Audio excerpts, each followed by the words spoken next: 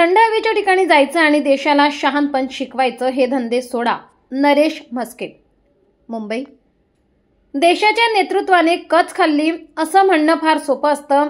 थंड हवेच्या ठिकाणी जायचं आणि देशाला शहाणपण शिकवायचं हे धंदे आता सोडून द्यायला पाहिजे. देश पूर्ण विचारांती हा निर्णय घेतो आणि जो निर्णय देश घेतो तो देशाच्या फायद्याकरता घेतला जाणार असे नरेश म्हस्के म्हणाले. हे बघा, देशाचं संरक्षण पॉलिसी या सर्व गोष्टींवरती माननीय पंतप्रधान नरेंद्रजी मोदी, त्याचबरोबर गृहमंत्री अमित शाह, संरक्षण मंत्री राजनाथ सिंह ही सर्व मंडळी काम करत आहेत.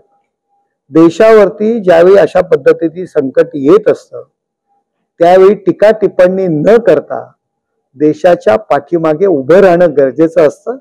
हे काम विरोधकांनी करायला पाहिजे, एवढंच मला बोलायचं आहे.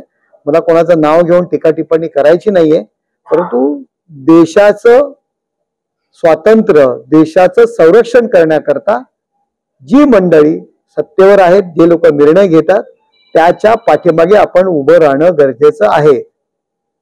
एकूणच पाकिस्तानला धडा शिकवण्याची संधी असताना देखील देशाच्या राजकीय नेतृत्वाने कुठेतरी कच खाल्ले अशी टीका देखील केलेली आहे. त्याबद्दल काय?